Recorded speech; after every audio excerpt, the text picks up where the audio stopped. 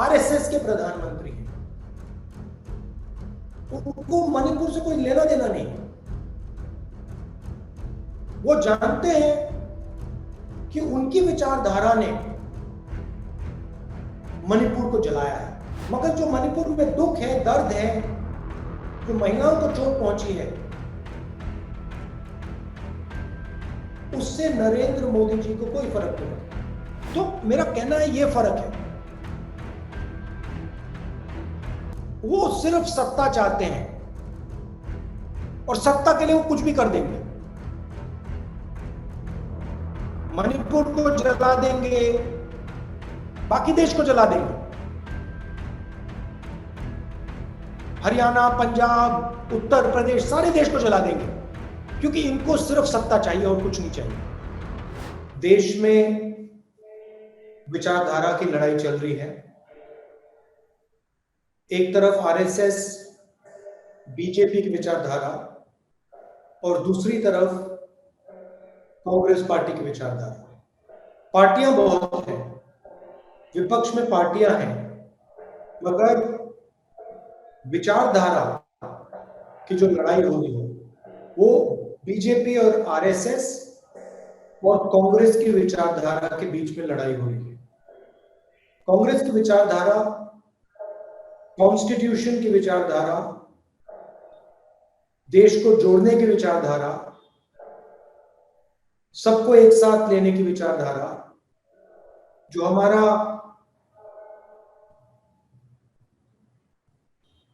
Unequal social system है, उसके खिलाफ लड़ने की विचारधारा कांग्रेस की है। आरएसएस और बीजेपी चाहते हैं कि चुने हुए लोग इस देश को चलाएं, पूरा का पूरा धन चुने हुए लोगों के हाथों में हो, सारे के सारे इंस्टीट्यूशंस उन्हीं लोगों के कंट्रोल में रहें, चाहे वो जुडिशरी हो, चाहे वो ब्यूरोक्रेसी हो, चाहे वो आर्मी हो, इलेक्शन कमीशन हो, स्कूल्स और कॉलेजेस हो। आरएसएस चाहती है कि ये सारे के सारे उन्हीं के कंट्रोल में रहें। हम चाहते हैं कि ये जो हमारे इंस्टीट्यूशंस हैं, ये जो हमारा देश है, ये सबका है, हर जात का है, हर धर्म का है, और सब लोगों को इस देश में रक्षा मिलनी चाहिए, एकता होनी चाहिए, भाईचारा होना चाहिए। ये लड़ाई है। आपने देखा मणिपुर में क्या हुआ और क्या हो रहा है, और आपको आश्चर्य होगा कि प्रधानमंत्री जी ने मणिपुर के बारे में एक शब्द नहीं कहा। आपको लगा होगा कि देश के प्रधानमंत्री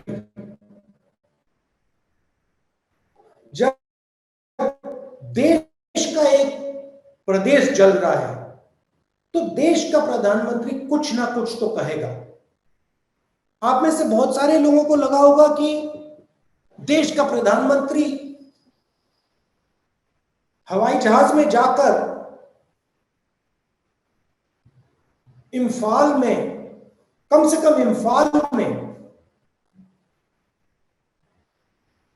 लोगों से बात करेगा। पिछले कोई भी प्रधानमंत्री होते, कांग्रेस के प्रधानमंत्री तो वहीं बैठ जाते, मगर आपको आश्चर्य होगा कि हिंदुस्तान का प्रधानमंत्री नरेंद्र मोदी मणिपुर क्यों नहीं जा रहा है, मणिपुर के बारे में बोल क्यों नहीं रहा है? क्योंकि नरेंद्र मोदी जी चुने हुए लोगों के प्रधानमंत्री हैं, आरएसएस के प्रधानमंत्री हैं। उनको मणिपुर से कोई लेना देना नहीं। वो जानते हैं कि उनकी विचारधारा ने मणिपुर को जलाया है, मगर जो मणिपुर में दुख है, दर्द है, जो महिलाओं को चोट पहुंची है, उससे नरेंद्र मोदी जी को कोई फर्क नहीं पड़ता। और मैं आपको गारंटी देके कह सकता हूं कि जिस मणिपुर ने प्रधानमंत्री के दिल में दर्द नहीं पहुंचाया, वही मणिपुर इस मीटिंग में हमारे हर कार्यकर्ता के दिल में दर्द पहुंचा है।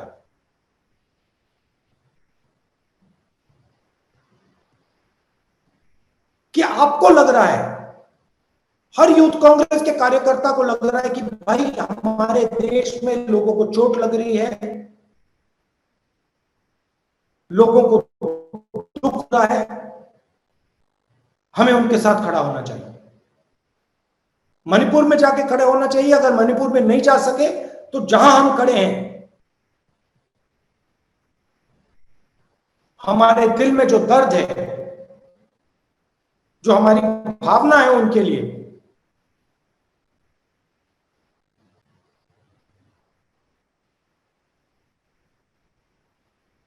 तो मेरा कहना है ये फर्क है। वो सिर्फ सत्ता चाहते हैं और सत्ता के लिए वो कुछ भी कर देंगे। मणिपुर को जला देंगे, बाकी देश को जला देंगे, हरियाणा, पंजाब, उत्तर प्रदेश, सारे देश को जला देंगे, क्योंकि इनको सिर्फ सत्ता चाहिए और कुछ नहीं चाहिए। इनको देश के दर्द से कुछ फर्क नहीं पड़ता, दुख से कोई फर्क नहीं पड़ता, इनको सिर्फ सत्ता चाहिए। और ये लड़ाई है। एक तरफ आप बैठे हो, आप कांग्रेस पार्टी के भविष्य हो, आपके दिल में देश प्रेम है। जब देश को चोट लगती है, कहीं भी हो, मणिपुर में हो, तमिलनाडु में हो, जम्मू कश्मीर में हो, उत्तर प्रदेश में हो, कहीं भी हो, जब देश को चोट लगती है, देश की किसी नागरिक को चोट लगती है, चाहे वो हिंदू हो, मुसलमान हो, सिख हो, ईसाई हो, तमिल बोलता हो, बंगाली बोलता हो, आपके दिल में चोट लगेगी एकदम। आप उदास होगे, आपको पता भी नहीं लगेगा मूड क्यों खराब हो गया, मगर उनके दिल में ऐसी कोई बात नहीं है। आरएसएस के लोगों को, बीजेपी के लोगों को कोई दर्द नहीं हो रहा, कोई दुख नहीं है उनके दिल में, क्योंकि हिंदुस्तान को बांटने का काम यही करते हैं और सदियों से करे आ रहे हैं। तो ये आपकी लड़ाई है और रास्ता भी बिल्कुल क्लियर है। भारत जोड़ो यात्रा ने दिखाया, जनता के बीच में जाइए, जनता से गले लगिए, थोड़ा कष्ट उठाइए, थोड़ा दर्द सहिए, और अगर आप ये काम करेंगे तो आप आने वाले समय में कांग्रेस पार्टी के नेता बनेंगे।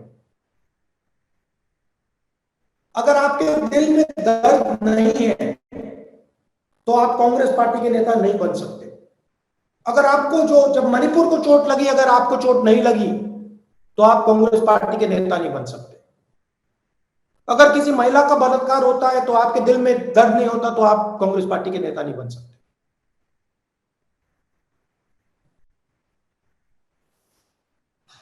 तो जो आपके दिल में जो दर्द होता है, उसका कारण आपकी देशभक्ति है कि आप अपने देश से प्यार करते हो।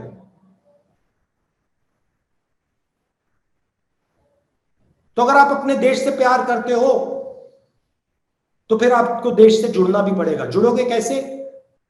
जनता के बीच में जाके, उनकी कठिनाइयों को समझ के, उनके बीच में रह के और एक दूसरे से प्यार और मोहब्बत से बर्ताव करके। भारत जोड़ो यात्रा में बहुत अच्छा नारा निकला, नफरत के बाजार में मोहब्बत की दुकान खोलनी है। यही आपका काम है और कुछ बोलने की जरूरत नहीं है। मणिपुर में इन्होंने नफरत की बाजार खोली, चलिए हम जाके मोहब्बत की दुकान खोलते हैं। जहां भी ये नफरत फैलाते हैं वहां आप जाके मोहब्बत की दुकान खोलिए। और देखिए, मजे की बात देखिए, ऑपोजिशन अलायंस ने बहुत सुंदर नाम चुना।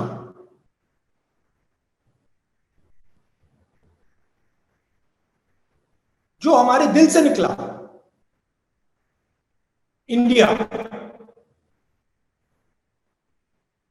हम इंडिया हैं और जैसे ही हमने नाम लिया, उसी इंडिया को नरेंद्र मोदी जी ने गाली देनी शुरू कर दी। उन्होंने यह भी नहीं सोचा कि मैं इस पवित्र शब्द हिंदुस्तान को गाली दे रहा हूं। इतना घमंड है, इतना अहंकार है।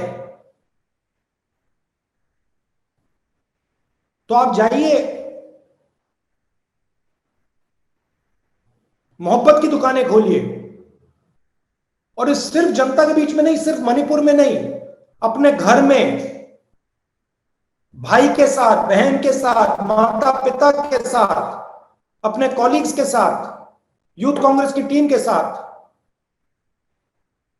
आप मोहब्बत फैलाइए, उनको नफरत फैलाने दीजिए। मुश्किल समय है,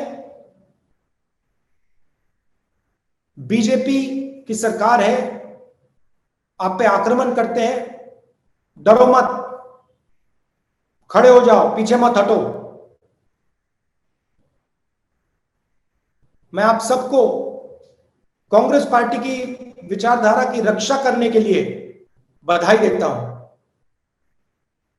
और जो आपकी अगली मीटिंग होगी, उसमें मैं आपको जूम से नहीं मगर वहां आकर आपसे बातचीत करूंगा।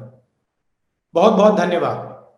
पटना में 29 जुलाई की शाम 4 बजे जमेगा लल्लन टॉप अड्डा, कतई पढ़ाई वाला। हम होंगे और होंगे धांसू गुरुजी, मसलन अवध ओझा। अन अकेडमी और लल्लन टॉप आपके लिए अड्डा लेकर आ रहा है। अगर आप इसमें हिस्सेदार बनना चाहते हैं, यूपीएससी कलेक्टरी का ख्वाब पाले हैं या और भी जीवन से जुड़े कोई प्रश्न हैं, तो आ जाइए। ये अवसर है हमारे और आपके संवाद का। बाकी जानकारी आपको डिस्क्रिप्शन में दिए लिंक में मिल जाएगी।